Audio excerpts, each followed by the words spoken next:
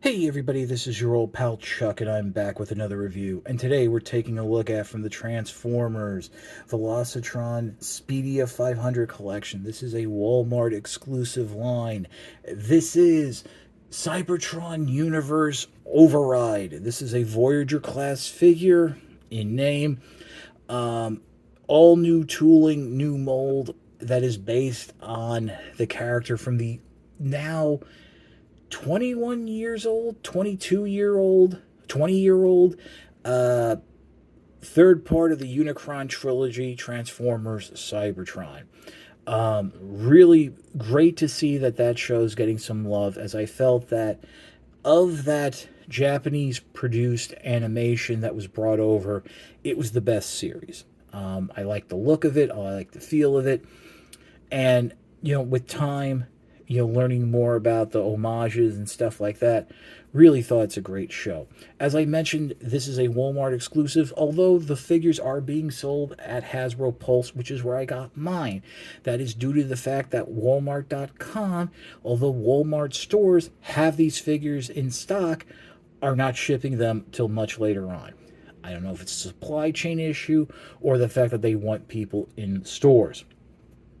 But very nice vehicle mode. This was originally going to be a retool of sorts from Studio Series 86 Hot Rod. Very interesting that they were going to go that route. Although I can see it as now, with the eyes of someone from 20 years removed, this does look like a heavily retooled Mode Zero concept car, which was the vehicle that Hot Rod was based on. So I could see where they were going.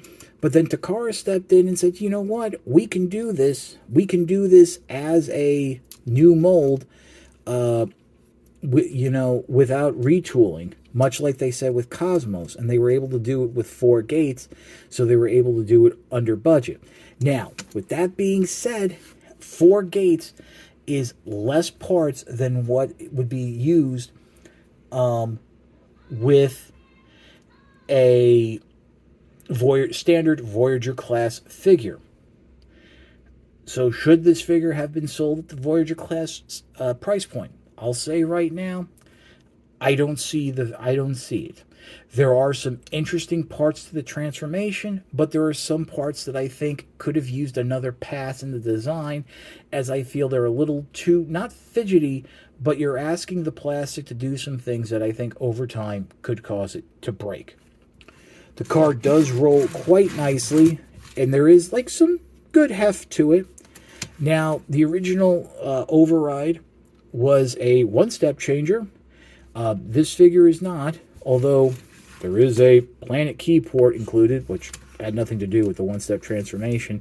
And this section here was actually the trigger for it. But as we see, as we get into the transformation, there is still some homages to it there. So how about we pause, and we'll come back and get into that transformation. All right, so transformation isn't that difficult, once you do it a couple times. Now, the instructions show that the transformation to be done without the weapon attached.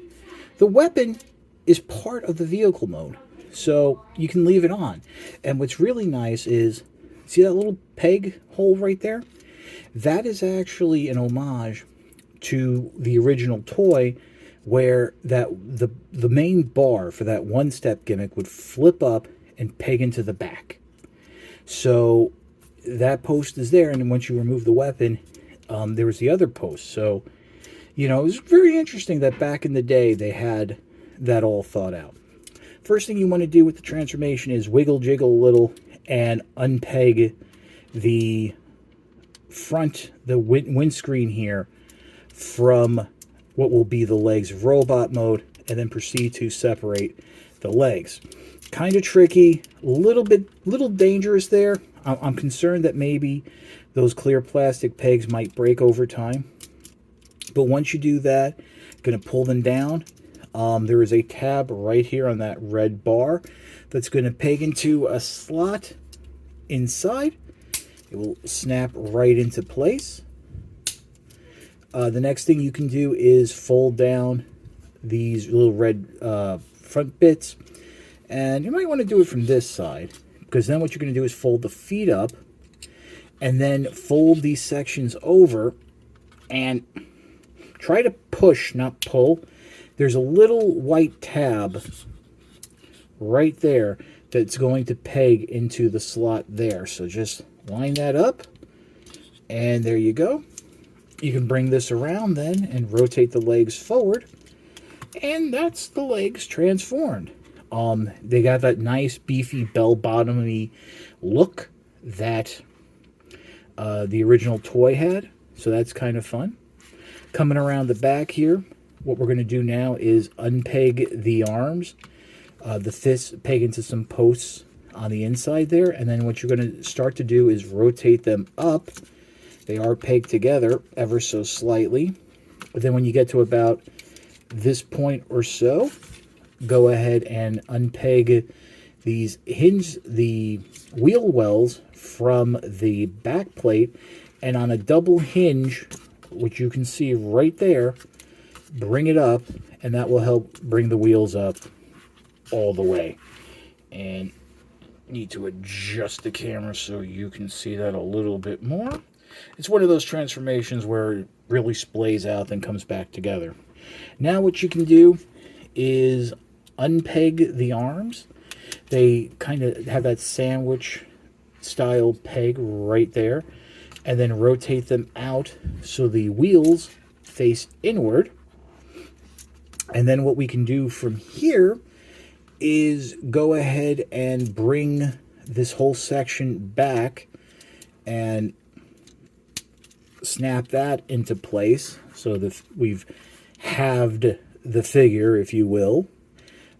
Bring these sections up, but we're not going to do anything with them yet, just let them sit. And then bring the panel that holds the head and this windshield down, and then continue folding it forward, and that will snap into place right there at the midsection. And now we come to the part of the transformation that I feel there could have been a little bit more of a thought process into it. Because what you're going to do now is push the shoulders in on a tract, a pin tract, while at the same time they're going to peg into place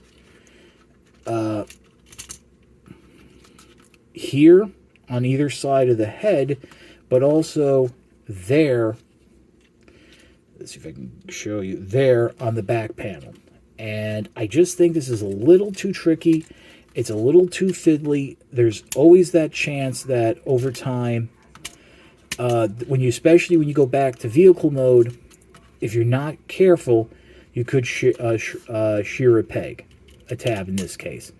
And, you know, and of course, you run the risk of having the problem that I have, which is this track on this side tends to be a little tighter and a little more fiddly, so pushing it in is a little more difficult. But once you have that done, you basically have the figure almost done.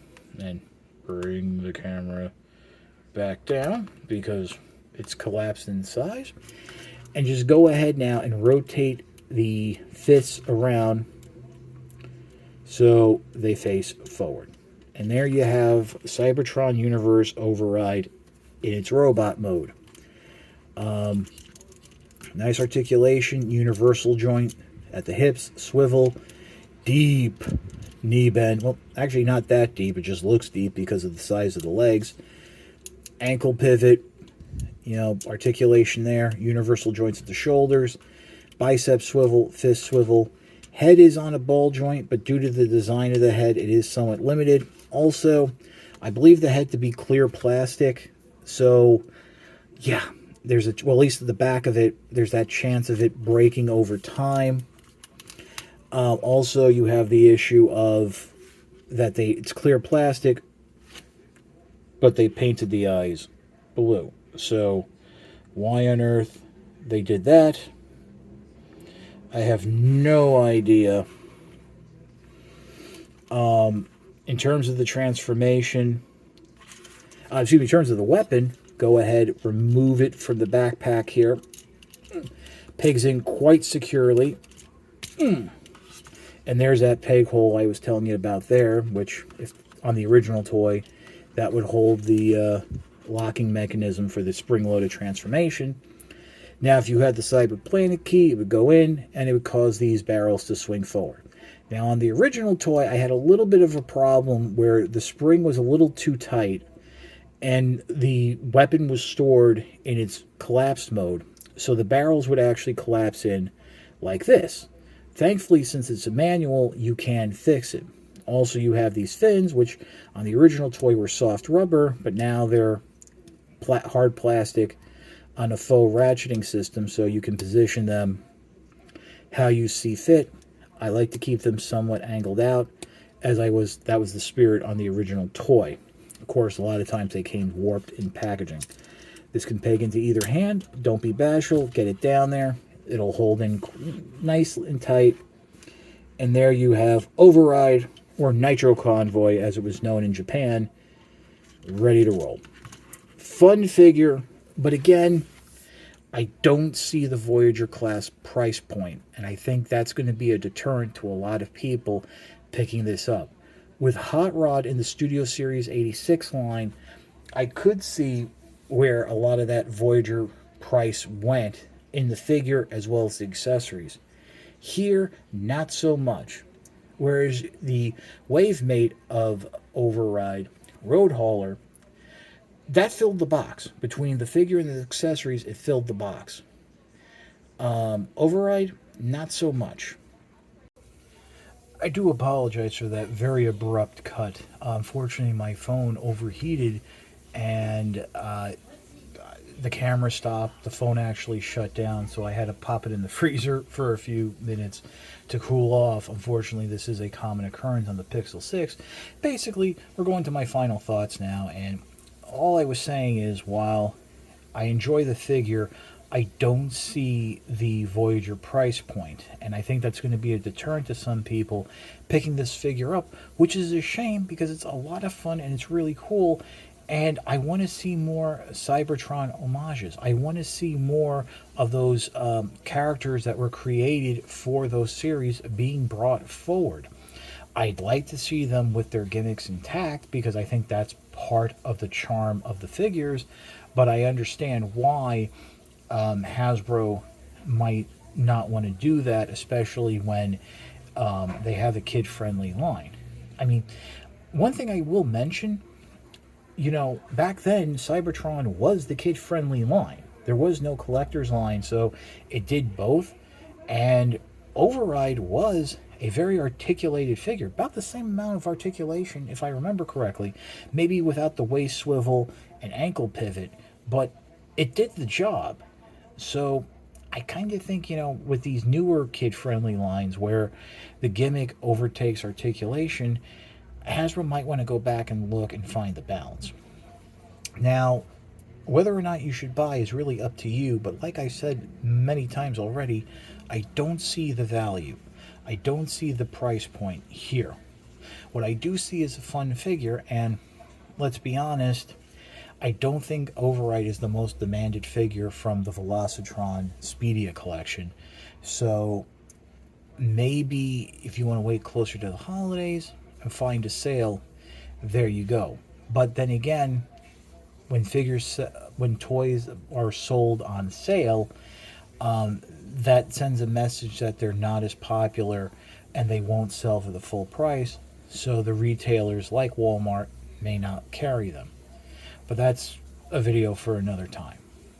That's about it for the review. This is if you like the review, like, comment, and subscribe. That does help with the algorithms from YouTube. If you really and your help is always appreciated. This is your old pal Chuck for Cybertron Universe Override. We will see you next time.